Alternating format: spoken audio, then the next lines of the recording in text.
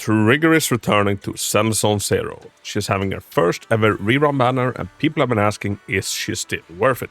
And to that I have some bad news. Trigger is now bad. If you hate winning.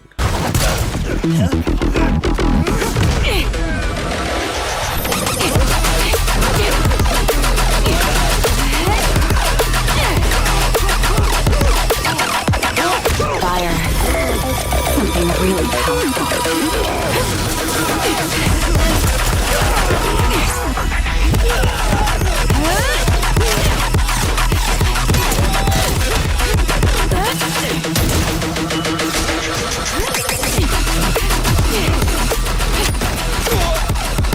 Hello everybody, welcome to the channel, my name is Hako.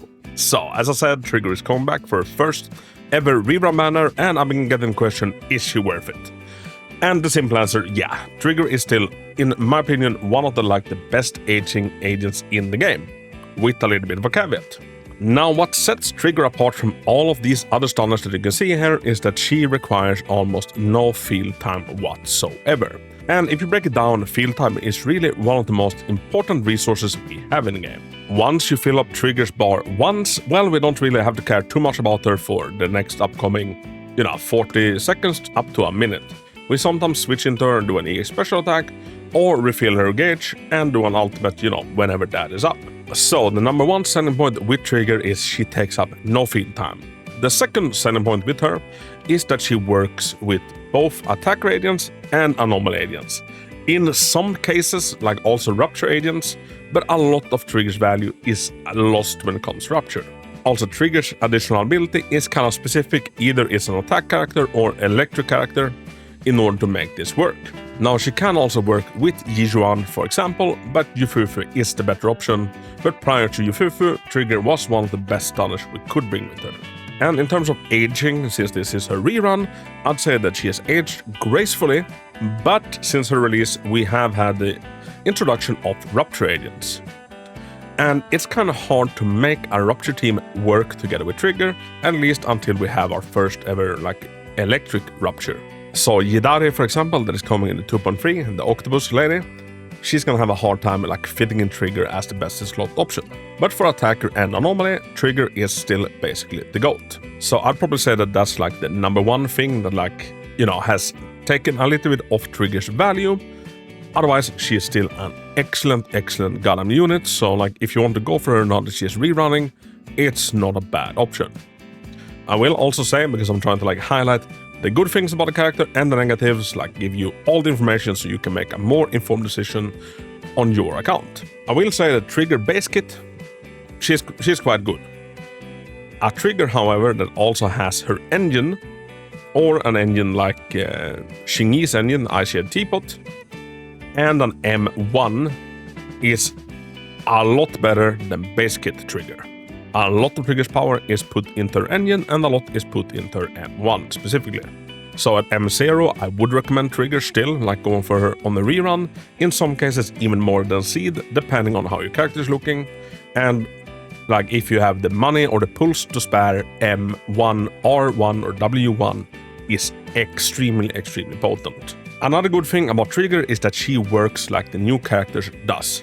So after they had given us Trigger and Pulchra, they kind of decided we want this to be the formula going forward, which is why a lot of the Season 2 characters will have, they are doing stuff after you switch them out. Like Yufufu, Panyinhu, Orphe, etc. So Trigger already fits into this new formula, which I think is worth noting. Another important thing that I think it's, worth bringing up to the discussion is that Soldier Zero Ambi is getting buffs. Now one of the main drawing points of Soldier Zero Ambi is that she's a driver, she's a captain for aftershock teams, which she comes with very substantial buffs for aftershocks. Now we don't know what the buffs entails, how impactful they will be, how strong they will be, but I think a safe bet is that she will be stronger. And Soldier Zero Ambi right now teams up wonderfully together with Trigger, because Trigger is able to do a lot of damage, especially paired up with Soldier Zero Ambi's buffs. But this part is pure speculation, so don't put too much stock and investment into it. So Trigger as an agent, I would say that she's still very valuable for your account. And from the look of things, we don't have anybody, coming and gunning for a stop in the near future. Of course, your account's own needs is gonna depend on how your account is looking. But as it stands right now, I'm fully willing to give Trigger on the rerun a 7 out of 10 in full value, especially if you can pick up her engine. Now I'm crossing my fingers and hoping that maybe in the future they'll also include ruptures in her additional ability.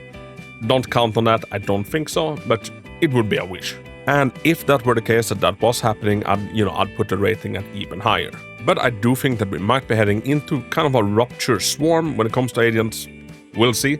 So just be aware that if you're planning to hard focus rupture above anything else, it's hard to make rupture work with Trigger. So everybody, that is my thoughts regarding Trigger on her rerun banner. Let me know your thoughts down below. Do you already have Trigger, or are you picking her up on this rerun, or are you skipping her? And before we end, I just need to say, pull with your heart. Trigger is very unique, she's very cool, she's very valuable, but if she sparks nothing in you, skip her. Your account will be fine if skipping Trigger. It will also be super fine if you choose to pick up Trigger. And a big warning, if you never played Trigger, playing Trigger doesn't really entail playing her. Like I said, one of her biggest draws is that she requires very little field time, so if Trigger is on your team, expect to see very few seconds per minute, actually on Trigger. She is very much one of these characters that kinda play themselves. Everybody, as always, thank you so much for watching, be kind to one another, have a big hug, and until next time, Hako out.